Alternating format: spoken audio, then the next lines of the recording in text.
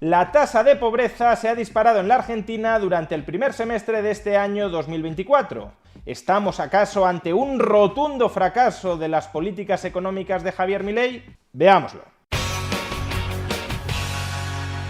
La tasa de pobreza ha aumentado en Argentina hasta el 52,9% en el primer semestre del año 2024, es decir, en el primer semestre completo de gobierno de Javier Milei. Se trata de un incremento de más de 11 puntos porcentuales con respecto a la tasa de pobreza del segundo semestre del año 2023, justo antes de que Milei accediera a la presidencia de la República. Y son muchos, claro, los que quieren certificar ya el definitivo fracaso de las políticas económicas de Javier Milei a partir de este dato, que desde luego es un dato grave, es un dato preocupante, pero que es un dato que hay que entender en su contexto histórico y que también conviene actualizar con otros datos más recientes. En primer lugar, ¿cuál ha sido la causa de este incremento tan notable de la pobreza dentro de la Argentina? El número de pobres ha aumentado en casi 6,2 millones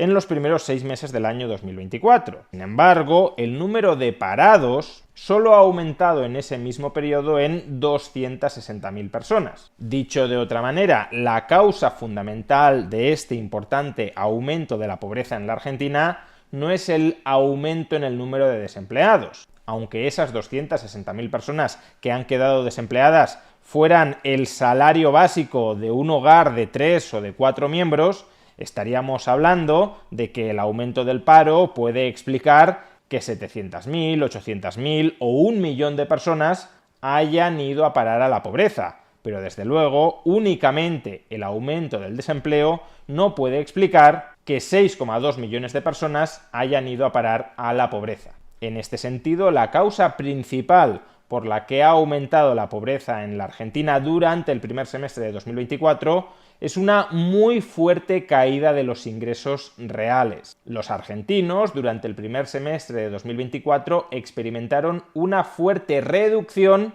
de sus salarios reales y de otros ingresos no salariales después de inflación. ¿Y por qué experimentaron una reducción tan fuerte en sus ingresos reales durante el primer semestre de 2024? Pues porque nada más llegar al poder Javier Milei decide devaluar fuertemente el tipo de cambio oficial del peso con respecto al dólar y decide devaluar fortísimamente ese tipo de cambio porque cuando llega al poder Javier Milei, la brecha cambiaria, la diferencia entre el tipo de cambio de mercado y el tipo de cambio oficial entre el peso y el dólar estaba en uno de los niveles más elevados de su historia. Estaba en niveles absolutamente inmanejables para que la economía pudiese arrancar. No perdamos de vista que el propio Sergio Massa ya tuvo que devaluar también con contundencia el peso, el tipo de cambio oficial del peso en el mes de agosto, porque simplemente una brecha cambiaria tan grande no es sostenible.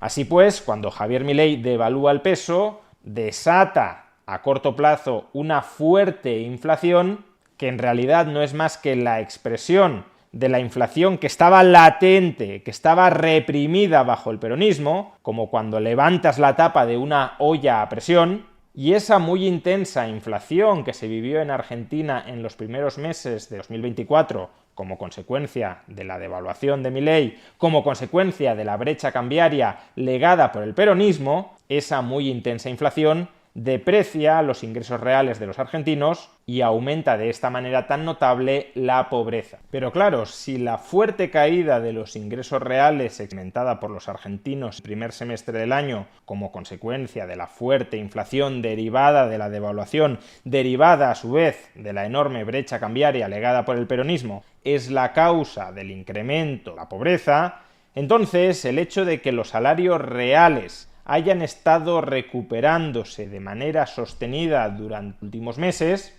concretamente los salarios reales, tanto si los medimos a través de la SIPA o a través del RIPTE, tocaron suelo en el mes de marzo. Desde el mes de marzo han venido aumentando mes tras mes. Pues bien, este hecho, que los salarios reales hayan estado recuperándose desde el mes de marzo cuando tocaron suelo, debería conducir a que las tasas de pobreza estén empezando a reducirse de nuevo. Máxime si además el desempleo parece que se ha estabilizado o incluso que está empezando a reducirse de manera muy modesta. La tasa de paro en el segundo trimestre de 2024 fue del 7,6%, una décima inferior, desde luego no es una gran caída, pero desde luego no es una subida, una décima inferior a la tasa de paro del primer trimestre de 2024. Así pues, mayores ingresos reales en el segundo trimestre del año 2024 y mismo desempleo, o más bien algo menos de desempleo,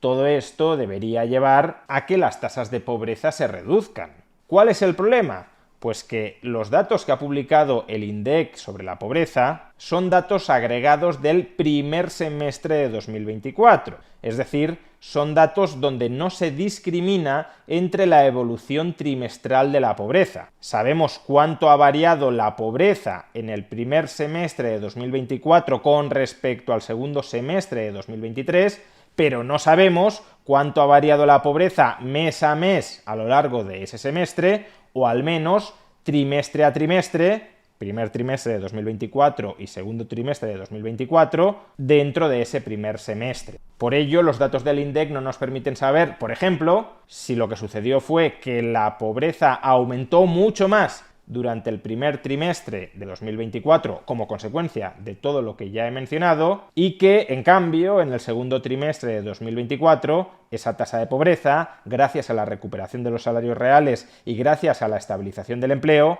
ya empezó a bajar, que es lo que parece que el sentido común nos dicta que debería haber sucedido. Para suplir esta laguna, hoy la ministra de Capital Humano del gobierno de Javier Milei, Sandra Petovelo, ha publicado una estimación trimestral alternativa de la pobreza a la que publica semestralmente el INDEC. No es una estadística elaborada por el INDEC, sino por el Consejo Nacional de Coordinación de Políticas Sociales, que depende del gobierno, pero sí es una estadística que pretende medir la pobreza y donde se constata, de manera más o menos coherente con los datos semestrales del INDEC, que la tasa de pobreza en el primer trimestre de 2024 llegó a ser del 54,8% y que ya en el segundo trimestre de ese año había bajado al 51%. De hecho, el promedio entre ese 54,8% del primer trimestre y el 51% del segundo trimestre es el 52,9% que ha ofrecido el INDEC para el conjunto del semestre, primer más segundo trimestre. Aunque bueno, tratándose de un dato elaborado por un organismo que depende del gobierno, tal vez podamos sospechar que se trata de un dato cocinado para que el gobierno pueda vender el relato de que la recuperación ya ha empezado y de que la tasa de pobreza ya está cayendo. Pero es que hace apenas unas semanas, un organismo totalmente independiente del gobierno, el Observatorio de la Deuda Social Argentina, dependiente de la Universidad Católica de la Argentina y que publica trimestralmente estimaciones de datos de tasa de pobreza desde hace muchísimo tiempo y que suele utilizarse como una de las referencias en el INDEC sobre la evolución de la pobreza en la Argentina, hace unas semanas este organismo independiente del gobierno también publicó sus estimaciones sobre la evolución trimestral de la tasa de pobreza. Y la conclusión de este informe es bastante similar a la presentada por el Ministerio de Capital Humano. La pobreza en el primer trimestre del año 2024 se disparó hasta el 54,9% y en el segundo trimestre ya había bajado hasta el 49,4% gracias a la recuperación de los salarios reales y a la estabilización del empleo. Por tanto, el sentido común económico, el hecho de que los salarios reales estén recuperando y de que el empleo se haya estabilizado, parecería indicar que lo que tendría que haber sucedido es lo que los datos nos dicen que ha sucedido, que la pobreza tocó techo en el primer trimestre del año y desde entonces ya ha empezado a bajar, y a su vez el hecho de que los salarios reales sigan recuperándose y el hecho de que, al menos de momento, el desempleo no esté estallando, porque de nuevo aparentemente parece que la actividad económica ya está empezando a rebotar, esos dos hechos, si perseveran en el tiempo, también nos indicarían que la tasa de pobreza seguiría bajando. O expresado de otra manera, el fogonazo inflacionista legado por el peronismo requirió de un plan de choque que a corto plazo y tal como ya advirtió Javier Milei. Javier Milei jamás dijo que desde el primer día en que llegara a la presidencia la pobreza fuera a bajar, al contrario, advirtió de que venían varios trimestres muy complicados. El fogonazo inflacionista requirió un plan de choque económico que a corto plazo sí elevó las tasas de pobreza, pero en cuanto se ha estabilizado el marco macroeconómico y por tanto parece que la economía puede empezar a respirar de nuevo sin riesgo de hiperinflación y sin riesgo de impago de la deuda, ese saneamiento económico no solo está sirviendo para contener las tasas de inflación, sino también ya para empezar a reducir las tasas de pobreza. Por desgracia, hay muchísimas personas deseando que el programa económico liberalizador y estabilizador de Javier Milei fracase. Y por eso aprovechan cualquier mal dato de sus primeros meses de gobierno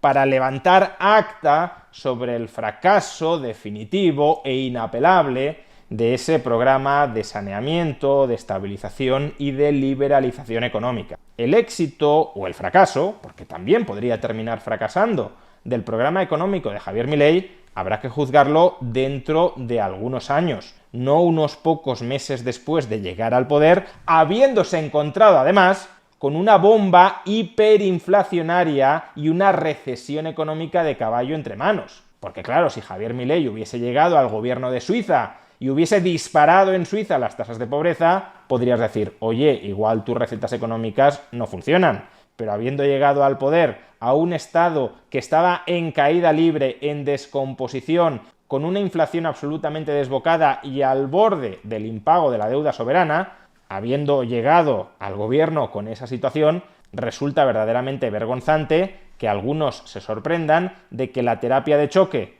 para acabar con la inflación, para sanear las cuentas del Estado y del Banco Central, para reducir el riesgo de impago exterior, para estabilizar en última instancia la macroeconomía y que la actividad productiva pueda volver a crecer sostenidamente, reduciendo entonces las tasas de pobreza, resulta verdaderamente vergonzante que con este penoso marco macroeconómico heredado por Milei se le exijan resultados absolutamente inmediatos desde el primer día. Pero es que aun cuando le exigiéramos resultados económicos de muy corto plazo a Javier Milei, estos que se lo exigen luego omiten los datos de más corto plazo, los datos desagregados del segundo trimestre del año, que están apuntando, al menos de momento, a una reducción de la tasa de pobreza. Es decir, que en realidad tampoco les preocupa cuál es la evolución a corto plazo de la economía argentina. Lo que les importa es componer un cuadro que represente la peor imagen y situación posible de la economía argentina para certificar el fracaso definitivo e irreversible de las políticas económicas de Javier Milei. Porque para ellos esto no va de sanear la economía argentina y de mejorar sostenidamente a largo plazo la calidad de vida de la gente. Esto va de ganar la batalla de la propaganda. Y si para ganar la batalla de la propaganda hay que endosarle a Javier Milei las responsabilidades de la bomba hiperinflacionaria, del desequilibrio masivo en las cuentas públicas y de la recesión económica que le legó el peronismo, pues desde luego se le imputa. Y si para ganar la batalla de la propaganda hay que ocultar los datos del segundo trimestre de este año, donde se refleja una caída de la tasa de pobreza, se ocultan esos datos. Porque para ellos la mentira siempre ha sido un arma revolucionaria, aunque en este caso más bien está siendo un arma contrarrevolucionaria, porque su objetivo, su obsesión, es frenar, es obstaculizar, es impedir cualquier atisbo de revolución libertaria en la Argentina que pueda extenderse al resto del mundo.